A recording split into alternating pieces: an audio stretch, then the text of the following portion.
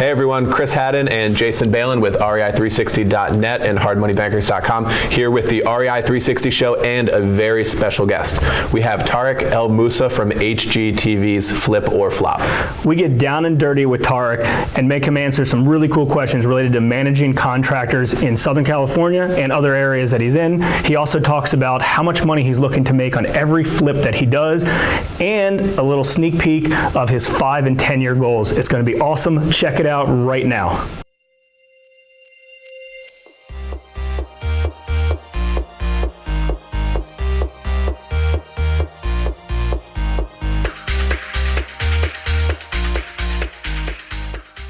Tarek, thanks for being on the REI 360 show.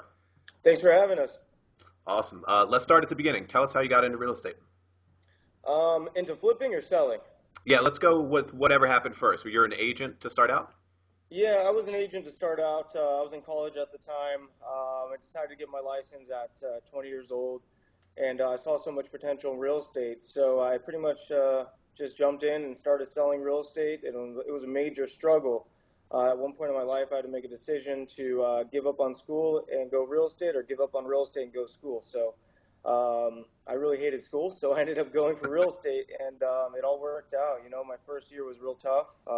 Second year was great. Third year was huge, and it was a good ride. Sure. Awesome. So what are your current wheelhouse projects? Like I know you know a lot of agents they see more of an opportunity into getting to the investing world, and they kind of determine what side to stick in, and they say there's a lot more opportunity kind of flipping houses. Your wheelhouse types of projects, is that straight flipping on the residential stuff, or do you dabble in commercial? Do you do wholesaling and other things? So the majority of what we do is flipping, right? So we're flipping in Southern California, all surrounding counties from Orange County, as well as we're flipping in other states, North Carolina, South Carolina, Utah, Nevada, Ohio. So we're really trying to expand right now, but our main market is Southern California. Cool. And what was that transition like? How did you go from the agent world into your first investment deals? Well, for me, I just absolutely hated selling real estate. I just didn't like it. I hated working for someone. I hated getting calls to put stupid flyers in the box because the neighbor's kid stole them. It was just not something I really liked, and I saw the opportunity in investing in real estate, and I was younger, and I saw people making money, and I said, you know what, let's go for it. Let's try flip. We did that first one, made $34,000 under 60 days, and I just honestly never looked back. Yeah, we had similar background as well. And I mean, your market and our market's kind of similar because you're in California, we're in the DC area, high price points, lot of opportunity. We've seen deals, $100,000 wholesale deals and a few $100,000 flips on some of the higher end stuff.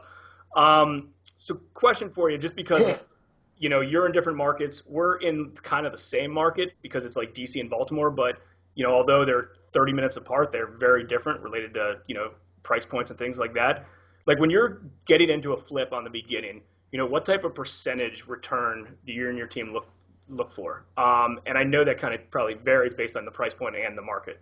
Yeah, it does vary, but on average, a net return at a minimum, we're looking for 12% per deal. Got it.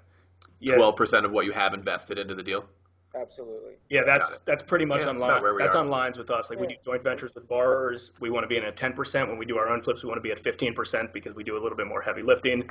And then back out cost of money if it's someone else's money, or even if it's your own money, because your money's got all of our money has value to it. Exactly. So we're kind of on the same page there. So we always go for 12. Sometimes you end up at 10, sometimes 8, sometimes 20. Just don't know. Yeah. Exactly. Another question for you, since we were talking about the different markets where we're all doing business. How have you been able to branch out into different areas of the country and manage those projects effectively?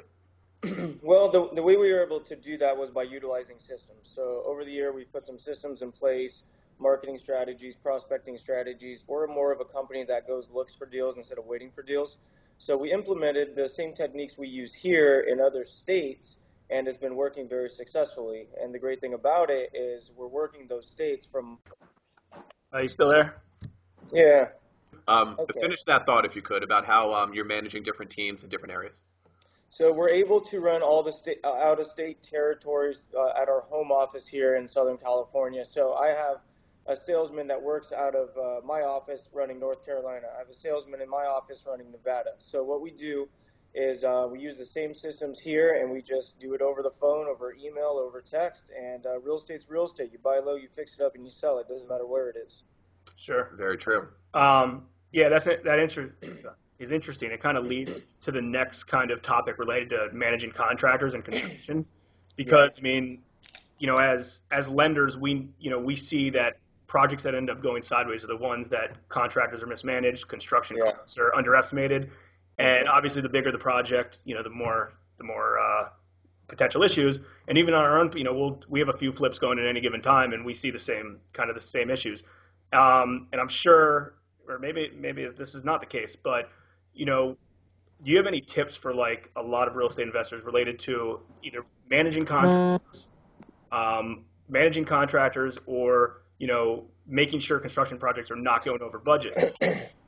Yeah, see, that's a tough one. Even myself, after doing hundreds of houses, we still struggle going into new territories, which it was a lot to learn over the last year. We got burned in 3 states by 3 contractors, right? So we have a really good core group here in Southern California. But I would say make sure you get references, make sure you get everything in writing.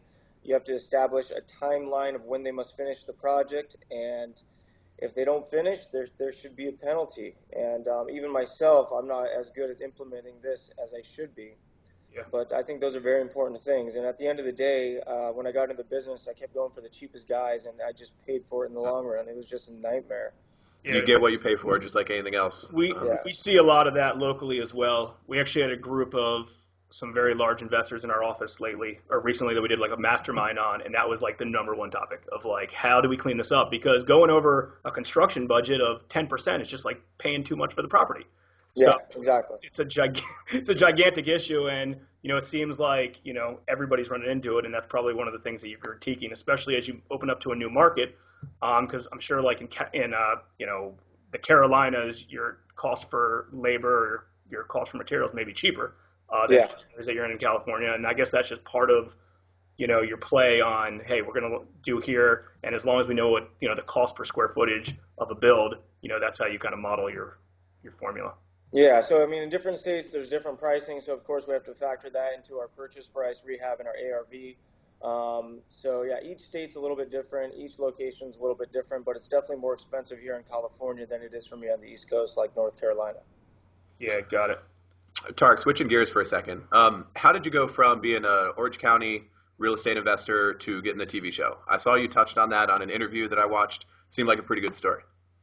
I'm always going to, events and seminars and training and coaching, and it was actually a real estate sales event I was at many years ago. Got real lucky, ended up sitting in the front row of this huge event, and I ended up mingling with some of the people up front. I would call them the ballers, right? At that time, they had all the money, and it was me and my wife, and they noticed us and started talking to us. And one of the guys said he had a local TV show, and he got some business from it.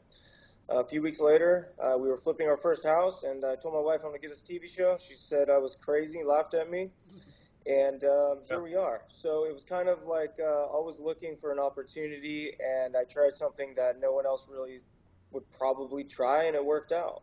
Yeah, that's great. That's great, a good man. story. So what's next for you? Like, what's the long-term goal? I know, like, as entrepreneurs and business owners, like, sometimes it's scary to think like what's going to happen in 20 years because you saw what happened a few years ago, and you're like, oh shit, like if that's really the case, like that, it's almost. Well, believe it or not, I'm actually looking forward to it. For sure.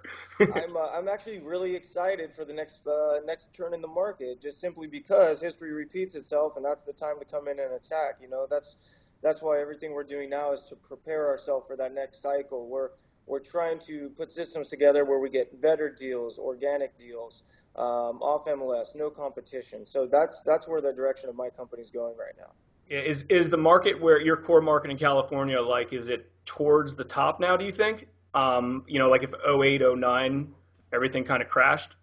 I would say we're about 10 to 15% off the peak. Yeah. I think we 100% agree with that. That's what we've seen in DC, and when everybody asks us our thoughts, the one word answer is like cautious. Like not scared, but like cautious. And yeah, exactly. You see things occurring. So you're also involved in, doing some education and helping other real estate investors grow as well? Yeah, absolutely. You I mean, want- I'm really big on education and coaching and training. Like I said, if I wasn't at that educational seminar, I wouldn't be here with you guys today, right? So it's always about surrounding yourself with the right people, always taking knowledge and networking, and you just don't know where life's going to take you. But if you want to go somewhere, you have to talk to people and you have to meet people. Yeah, we have a similar story as well. I think like in the mid Yeah, that's how we 2000s, got we started. we flew out together to Arizona to a short sale event. Didn't really even know what a short sale was, and I wouldn't say like the education we learned there changed our lives, but just like going there and meeting people and be like, holy crap, like there's so much stuff out there that we didn't even realize. Yep. And 10, 12 years later, here we all are. You're thriving. Yeah, absolutely. So I think education and training is very important. And I think it's very difficult for people without the background to get into this business and start flipping houses. And that's why the Success Path system has been so positive. I mean, we're changing lives, we're helping people, and it's amazing to see, when you go to Las Vegas and people come up to us, shake our hands, and tell us how we changed their lives. It's just a great feeling. That's awesome. Good for you guys. What's the plan nationwide? Are people going to be able to see you in different cities around the country? So based on our film and family schedule, obviously we're not able to make it to all the events. So we do as many as we can, but the ones that we 100% do are the big summit events in Las Vegas, where all the students that have signed up to be a big part of the organization go, and they get training with a huge panel of celebrity TV show flippers, including us, Flipping Boston, Flipmen. So there's just so much education at those summits. It's such an important thing. Got it. Nice. When is the next one supposed to be? The next one is going to be, I believe, in about 3 weeks. Yeah, that's good. And it's just amazing. You go into the room and you just feel that energy. I know you guys know what I'm talking about Oh because yeah. we all started with nothing, right? Same with you guys, I'm sure. And that feeling of being in that environment and smelling success. I'll never forget that smell, right? The energy, the vibe. And every time I go into that event, it just takes me back to when I was doing the business, and I just get so excited. Yeah, no, it's a good feeling. And then, it's even a better feeling sometimes when, you have all that excitement and then either yourself or other people actually are taking action on some of that stuff and taking it to the whole new level and hope that, they walk out the door and they don't get distracted and you're like, stick with this. I promise you it works. Yeah, like I said, every event, one, it's not brain surgery, it's buying No. low, selling high. And and two, everybody's going to tell you can't do it, which is a good thing because that means they're not doing it. So it's a better chance that you will do it, and you will do it if you get educated. Yeah, no, it's awesome. It's 100% agree. So what's the best way for folks to kind of get in touch with Success Path and things like that? The best thing would be go online and look up Success Path Systems websites and contact the main portal, and they will direct the clientele on where they need to go. That's great. We'll definitely push that out to our people. Tarek, thank you so much for being on. Really enjoyed it. We'll catch you next time. Appreciate it. All right, guys, have a great day. Cool, man. Appreciate it. Thanks.